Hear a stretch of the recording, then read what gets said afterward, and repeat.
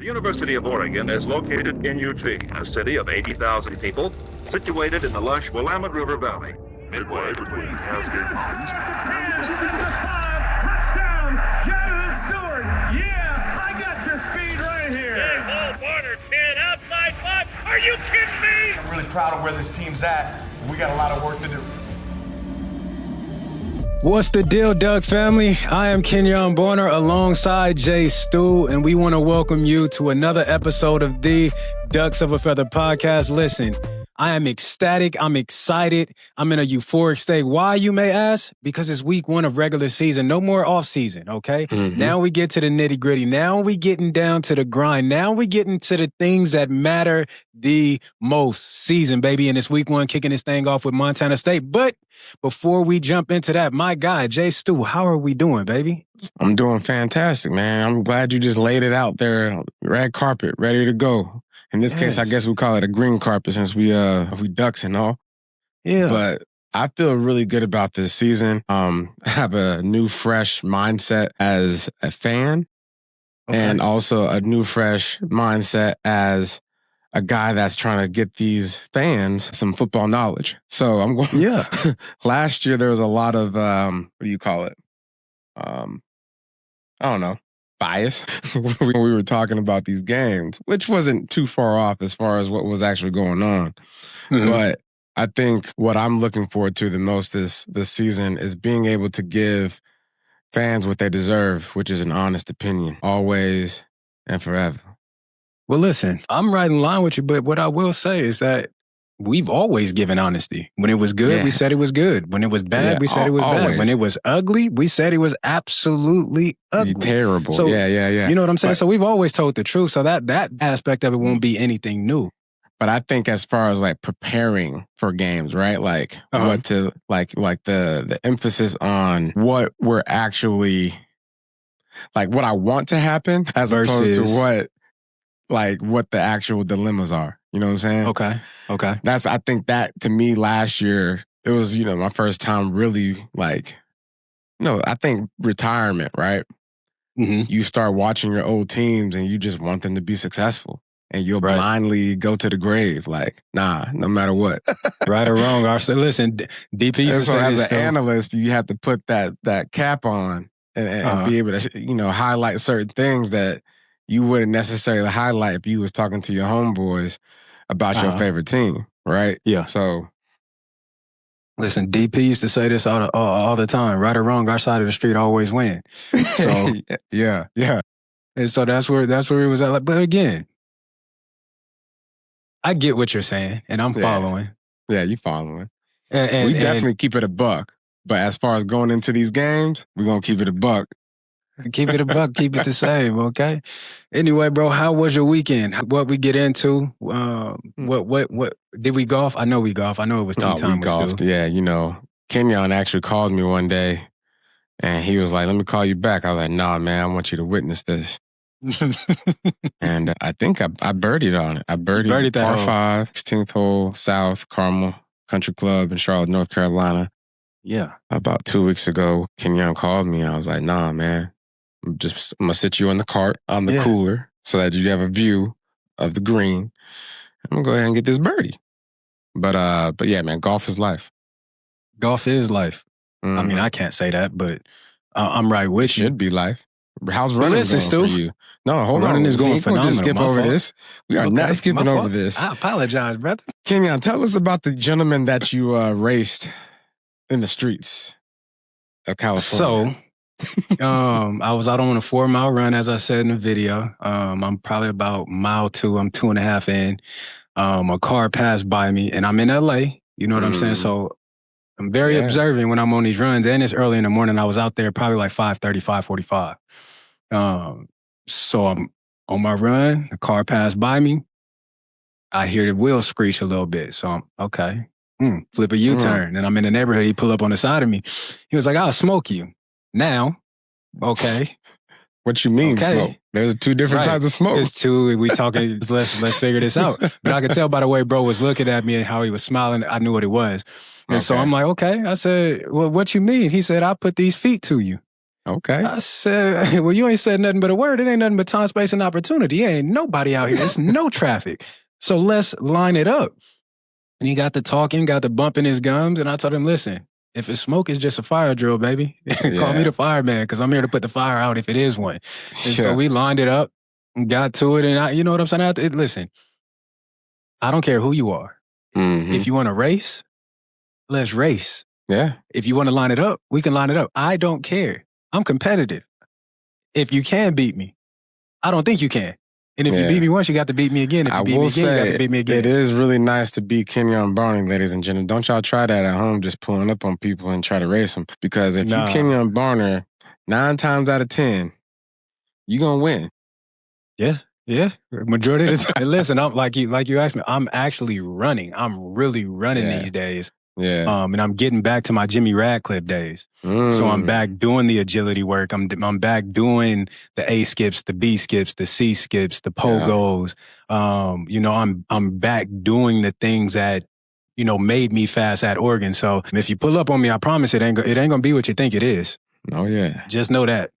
Yeah. But it's time, Stu.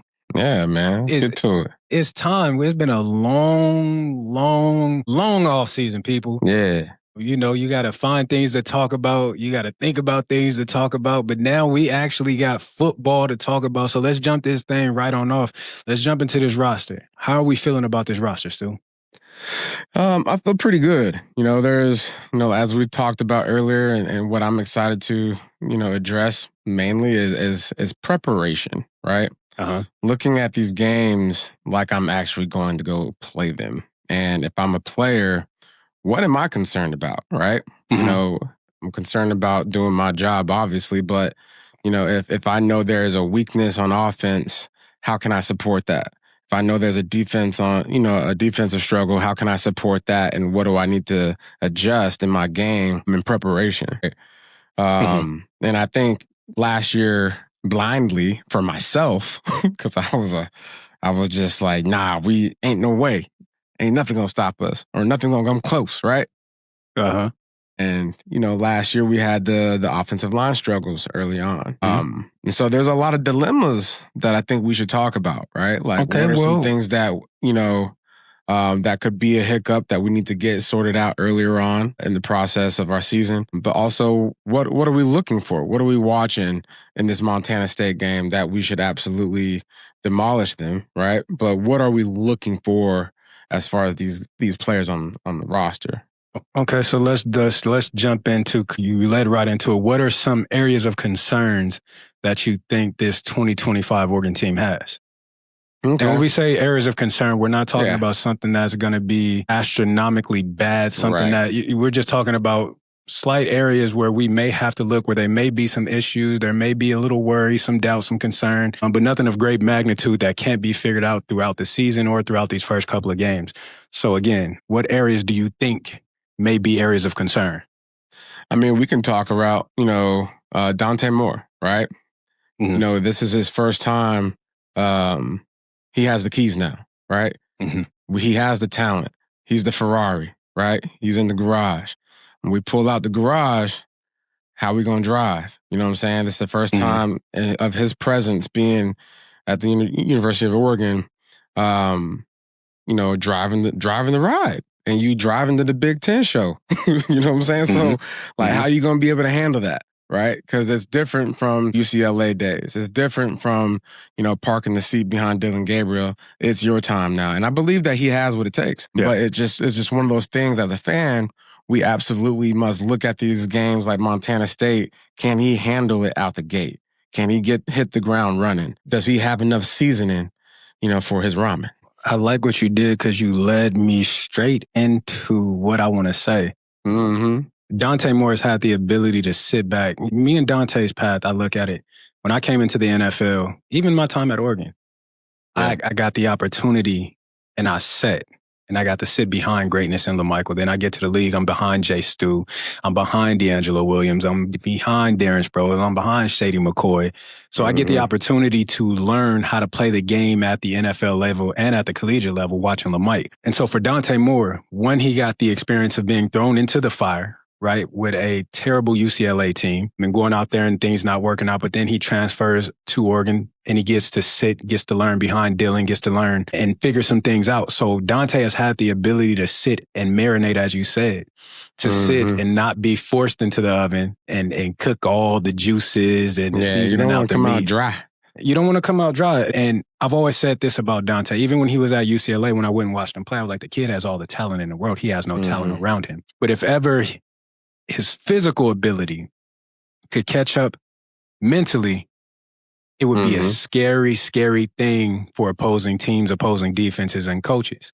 And I do believe, based on what I've seen when I was back there in spring ball, there's always something to work on. There's something to improve on. I believe that we're there. I believe we're at that moment in time where now he's ready. He's had the experience at UCLA of being a starter. And absolutely, I won't even say had a terrible season because the kid still put up some good numbers, but they weren't what he expected. But now that he's up under a better program at the time with some different level of coaching, had some guys in front of him that have been in college for years. Yeah. And, were very successful at what they did and leading teams. So I believe Dante is prime, prepped, and ready for this opportunity. And like you said, there will be things that have to be corrected throughout the season, right? That's just the game of football. So, but I do believe that he's ready. Yeah. I think he's ready. I actually had a chance to talk to Todd Blackledge. Todd Blackledge played quarterback at Penn State back in the day. He's an announcer now for the NBC Sports. So he does a lot of the college games. And he took a visit to Oregon to watch Dante Moore. And so Todd is actually one of our coaches for our middle school football team. We love it over here. Yeah, y'all got all kind of NFL talent over here. So he's our quarterback coach. I bet not lose a game. But I asked him, I was like, man, Todd, what do you think about Dante Moore? He said, oh, you got you one. He's talented, bro. He said he's got all the talent in the world. Yes. And he has a good feel for the pocket. He's obviously athletic enough to get out of the pocket and run and make and extend plays.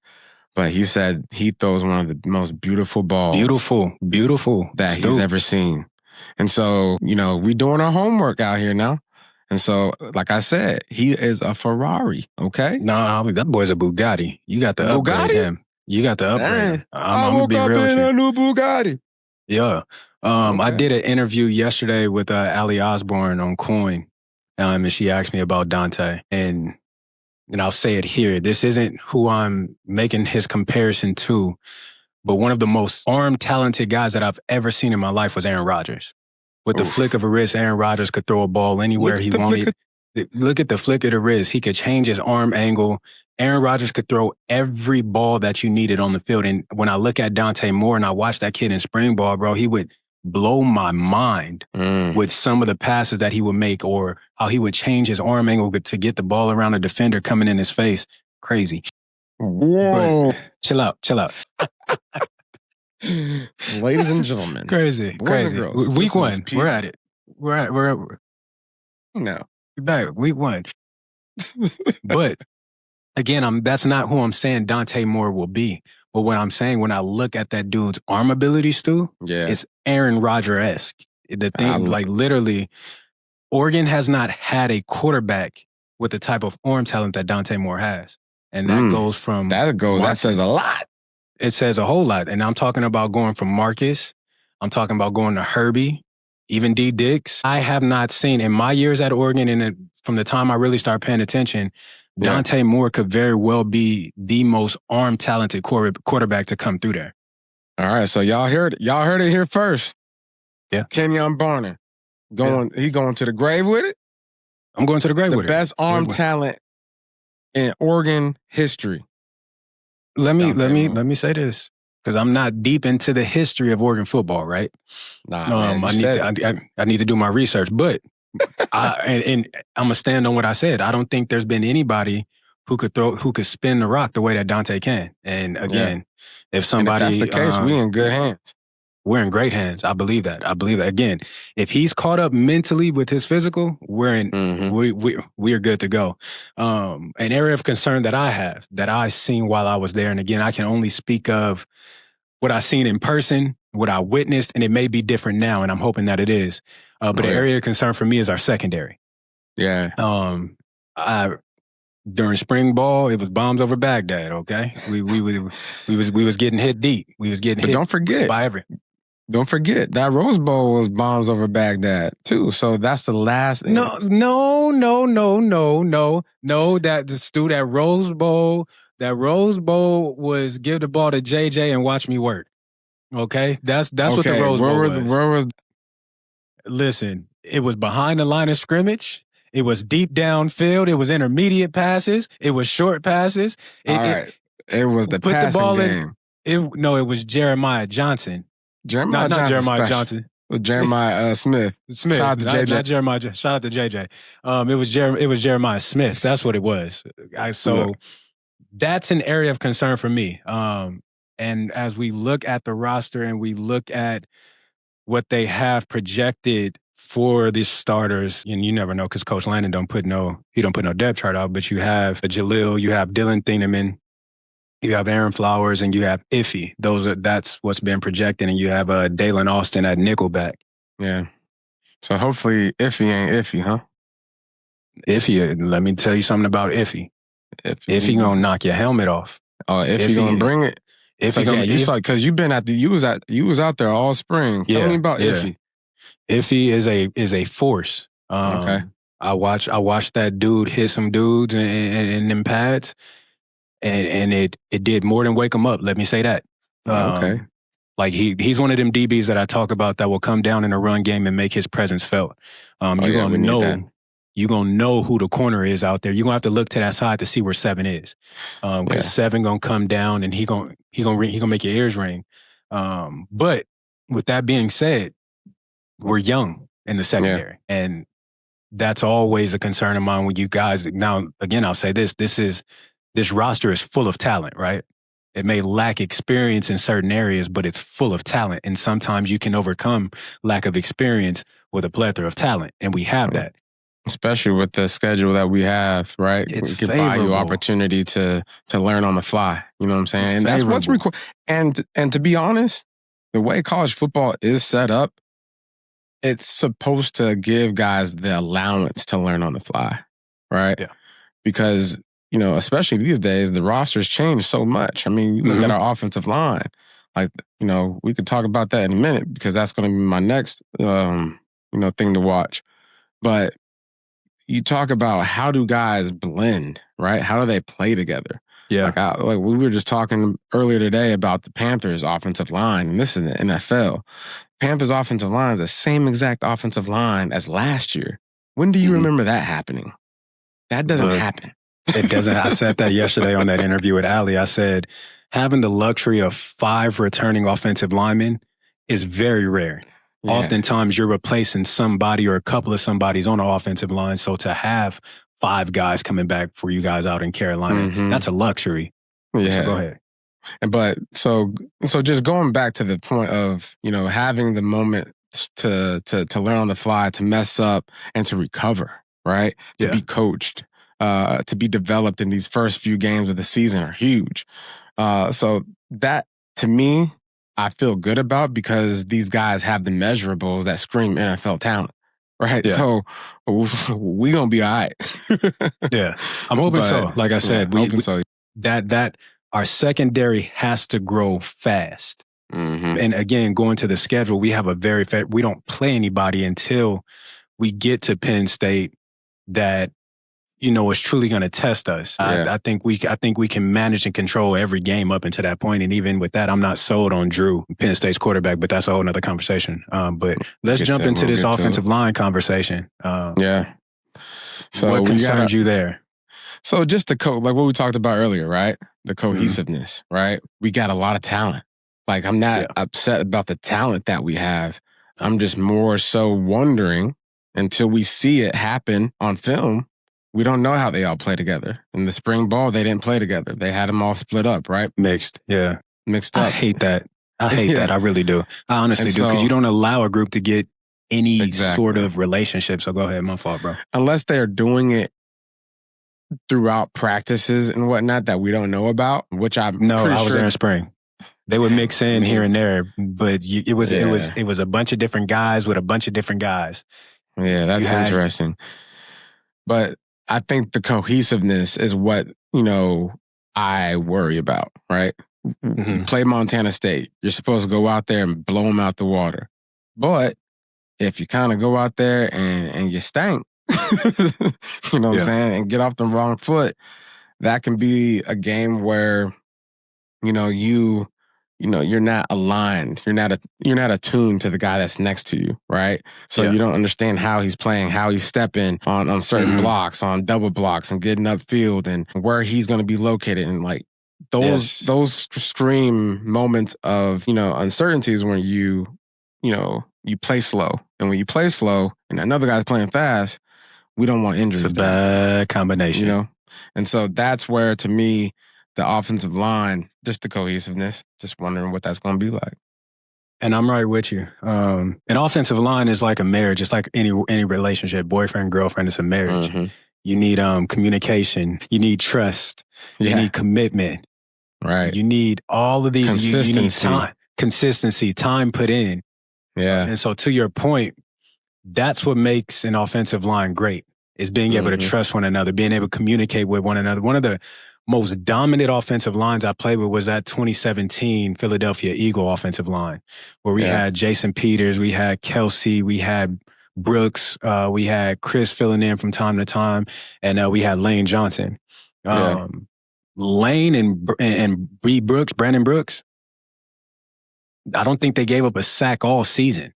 But that was a relationship that was developed. Again, that entire offensive line had a different level of cohesiveness, to where they knew where each other were going to be. They knew where each other lacked. They knew the communication. Okay, if I don't know what I'm doing, I know the guy next to me, I can trust him to get me right and tell me what to do. Call out the B blocks and all that type of stuff. You know what I'm saying?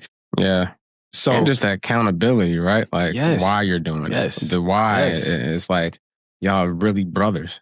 You know what I'm saying? And when we say communication, we're not just talking, we're talking about effective communication. Being able to speak the same language, be able to speak a language that my as a center, my left guard, my right guard, the left tackle and right tackle can understand, and go out and be able to execute game plans and plays on whatever particular play. So again, to your point, with the lack of work together, that would be a slight concern going into this first game. But in my family, we have this thing we call faith files, right? And my dad talks about whenever we get in situations or circumstances, or we're facing something that it just doesn't look like, we're not sure if we're going to make it through. He tells you, check your faith file, see where God has brought you from. I guarantee somewhere along the line, you faced this same situation or something that resembled this, and he brought you through. And so I would say, to us as a fan base, even us doing this podcast, and to the fan base and to Oregon itself, the football team, check your faith files, because we started off last season real ugly those first 3 games. Yeah. But we also seen what's like those memorial stones in the Bible, right? Like where God, I'm sorry, I'm getting biblical over here. but it's like the memorial stones, right? And basically God had people lay out stones, so that way, along their journey, and journey to and from, they would be able to look at those stones and find their way, and be able to say, you know, God got me through this the first time, I'll be able to get through the second time. Yeah. So that's if it does not start out how we want it to start it, or if it does not look how we envision it to look, we've seen this last season, and we know what this coaching staff, we know what Dallas, and we know what Elite can do with the offensive line. So I have all faith and belief that we're going to be just fine, regardless of how we start off in this first game. Last year proved that we can get it together and get this ball rolling, and our run game and the protection can be elite. So that's not something I'm too particularly worried about. Anything else you worried about? Or slight concern? I mean, I would say not worried about, but I can tell you what I'm looking forward to see. I'm looking forward to seeing, you know, Barry Alexander.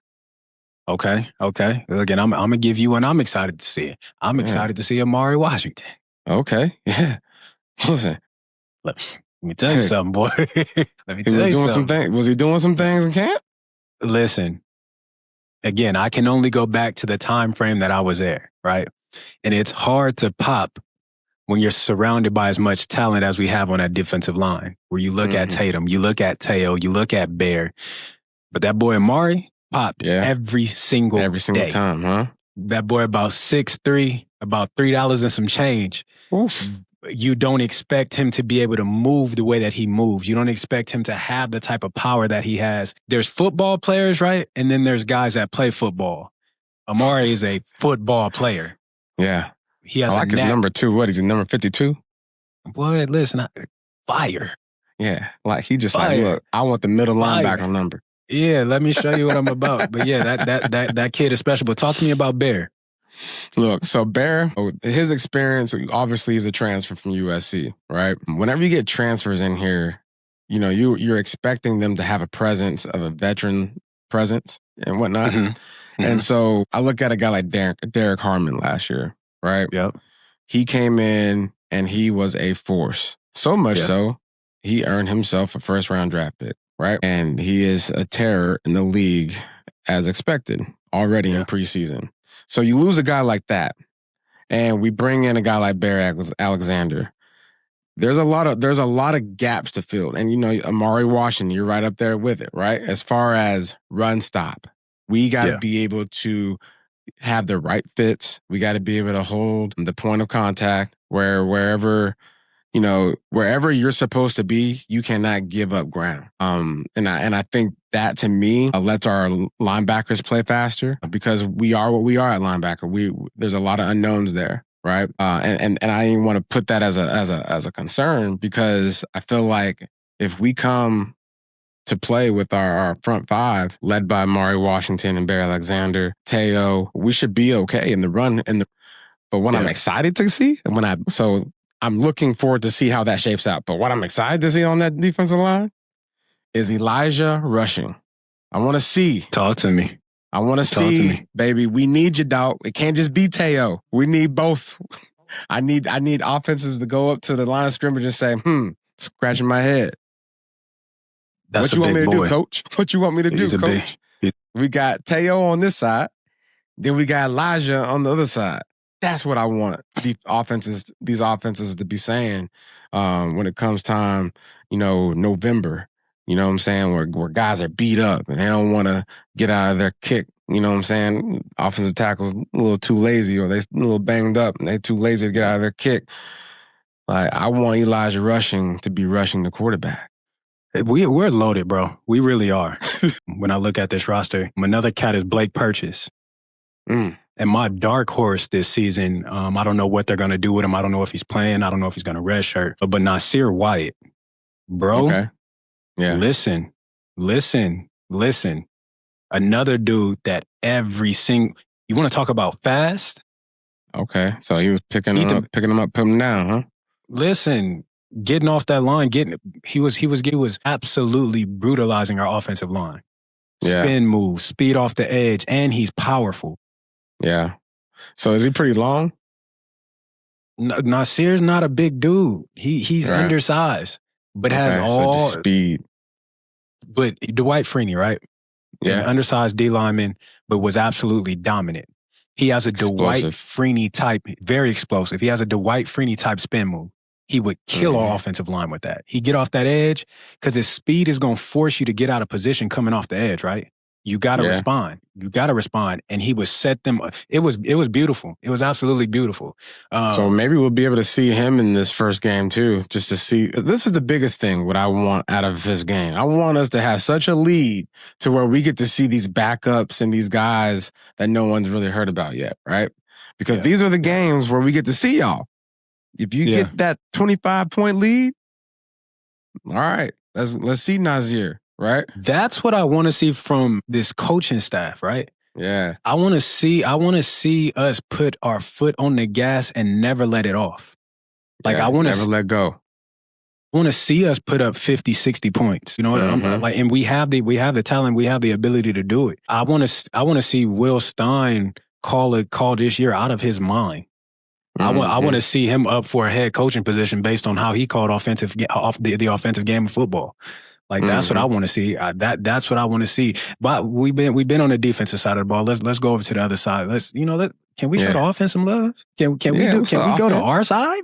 I feel like. Are you a defensive coach? I feel like it.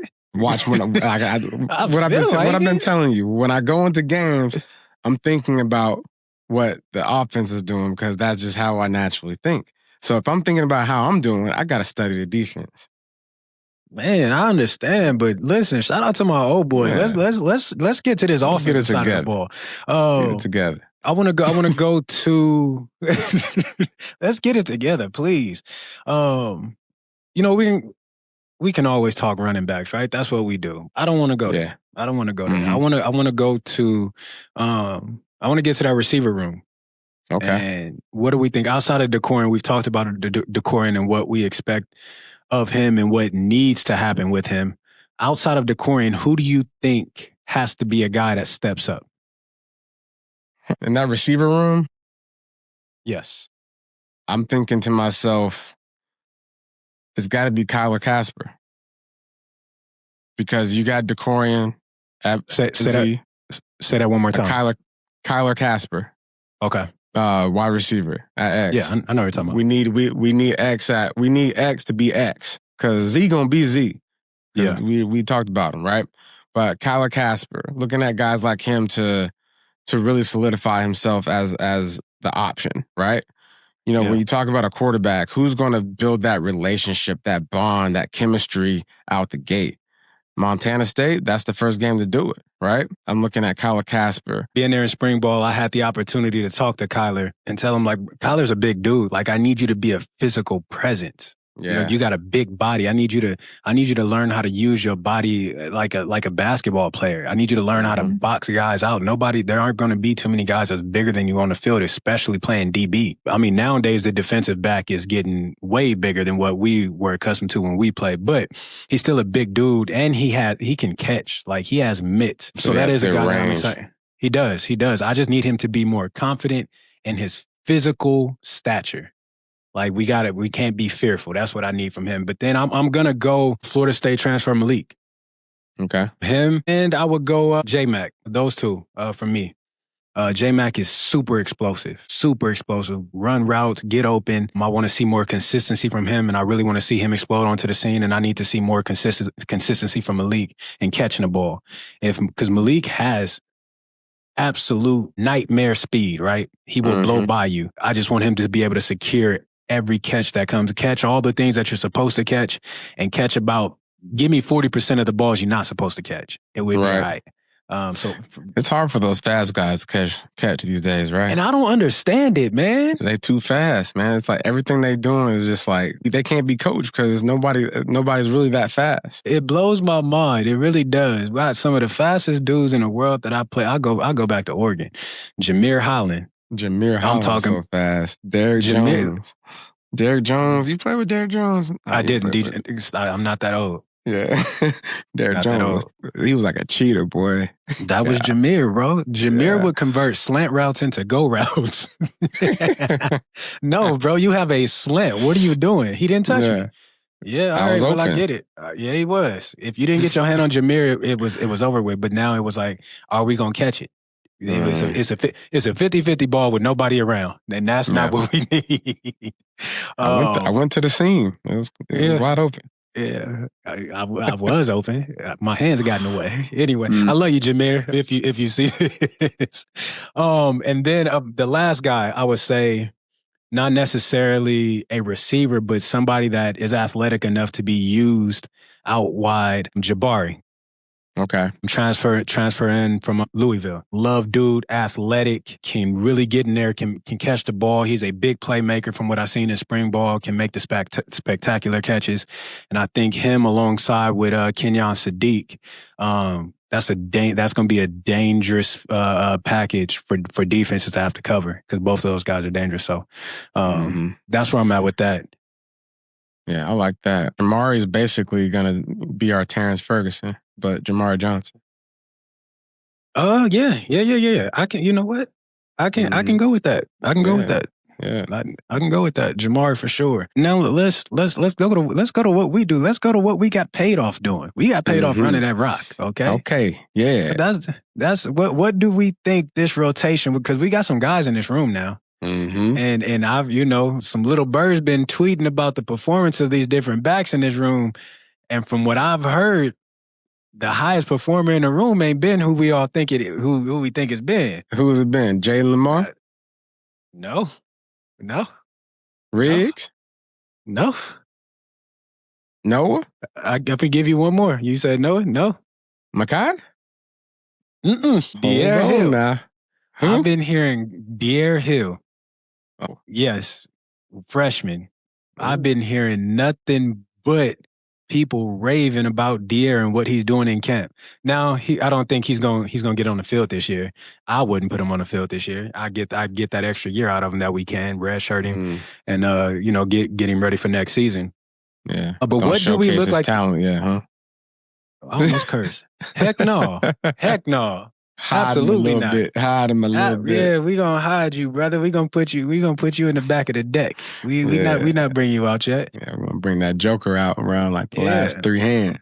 But what do we think about what we think this rotation gonna look like? Like you said, you got Noah, you got Makai, you got Jaden, you got Jay, you got Jordan, you got Riggs, you got all these different guys. So what do we think this rotation gonna look like?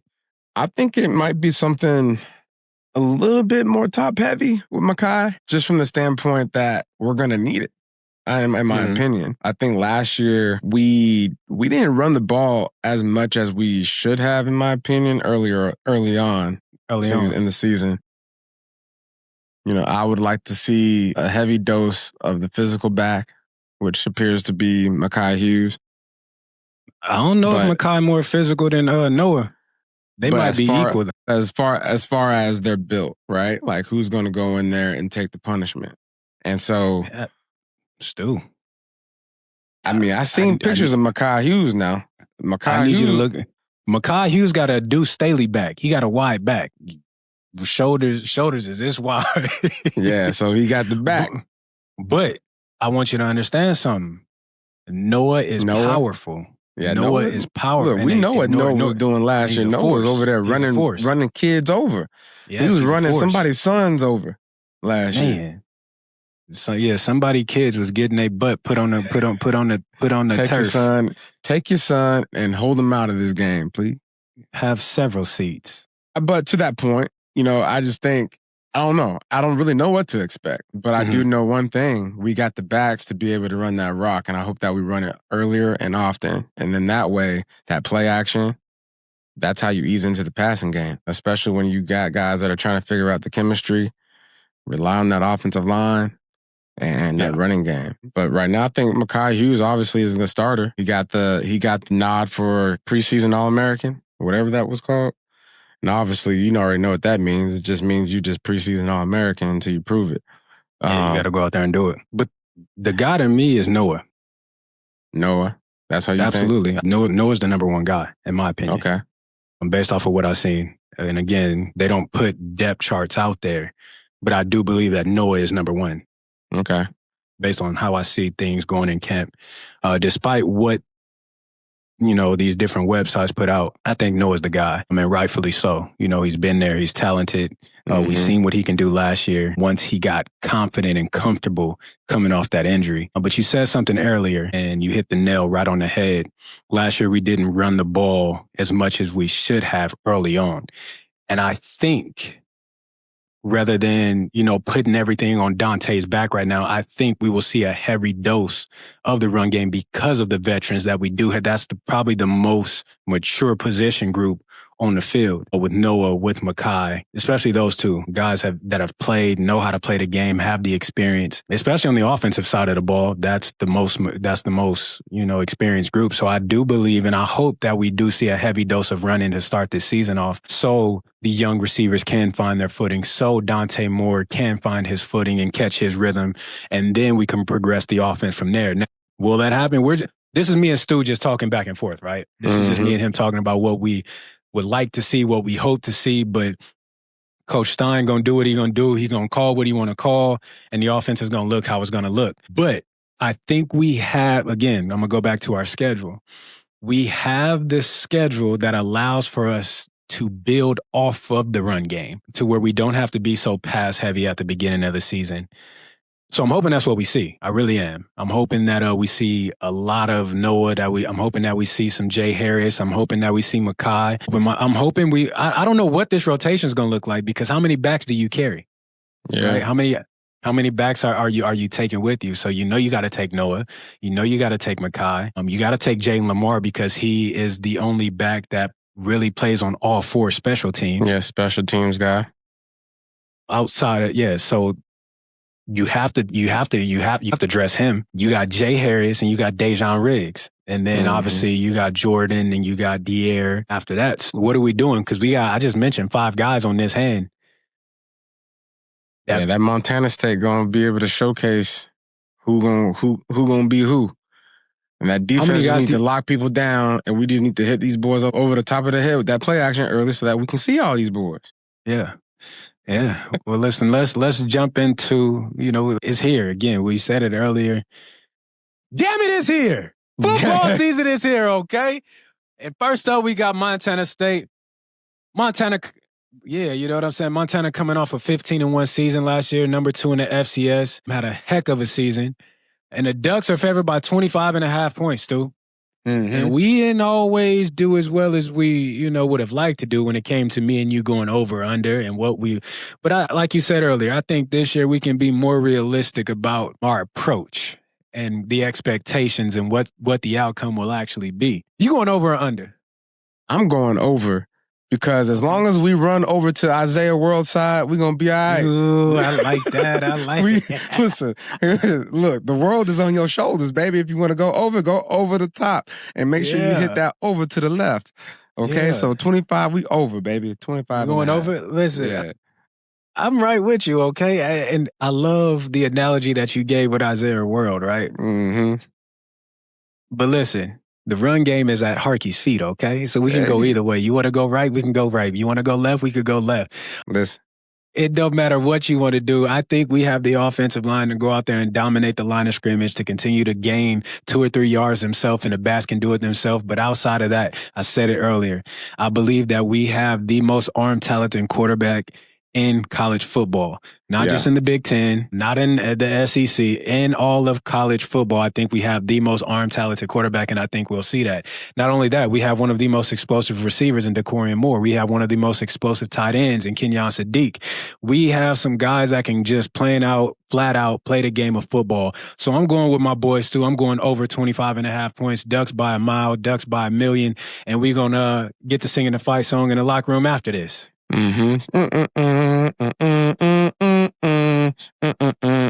I got a question. I'm glad you did that. Do you know the fight song? Yeah. Oregon, alma mater, we will guard the arena.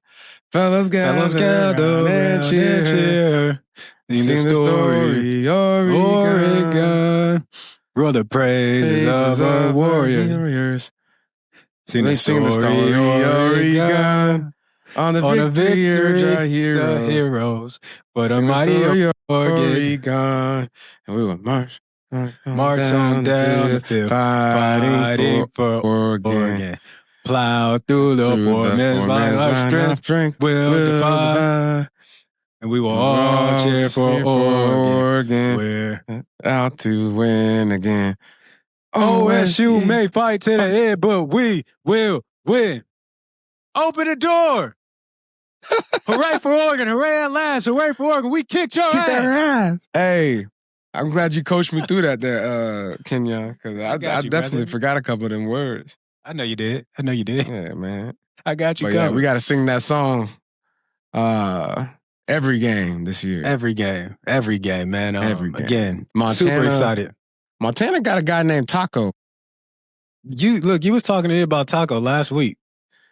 And listen, that secondary, if we can just make sure Taco is just like a taco salad, like, I don't know, like he can't be no full taco. He can't be a full taco. he like that, Stu? Hey, look, the boy is saucy, okay? Okay. He won them ones at that level. But I think that'd be a good little test for us in the secondary. Wake him up a little bit. Right out the gate, huh? No warm up. Straight to it. Straight to it. Yeah, we got to turn Taco into a crunch wrap.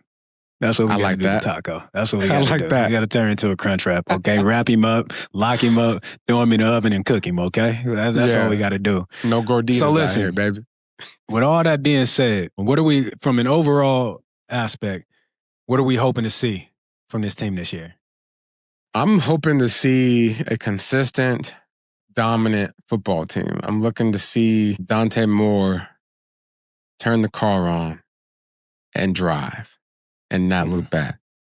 Yeah. I'm looking to see the receiver step up to an opportunity, right? Next man up opportunity. I'm looking to see that offensive line to be the glue that holds that offense together, right? Yeah. And not just score fast, but do whatever you want, right? And most importantly on offense, the running game gonna be the running game. But most importantly, when it's the second half, I need us to come out and score some points. I think you said it. You said it. And you said something else. You said you're looking for us to score fast. I'm not only looking for us to score fast, but I'm looking for us to score often. Score fast and often. Yeah. I'm looking to see us have a dominant, imposing defense. I believe we have the talent to do that. I think we have the talent to control every game on the defensive side of the ball. But outside of the players, I'm looking to see what this coaching staff does with this young, talented team that lacks experience in so many different areas. So, my eyes will be on how the coaches continue to develop this group, how we continue to mold this group, and by the end of the season, look and see at the complete product and the finished product. Yeah.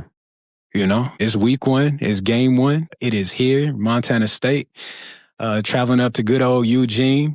The Emerald Valley, you know what I'm saying? It's going to be another beautiful day in the Emerald Valley. And we're going to go out there and get it done. Another beautiful day in the neighborhood.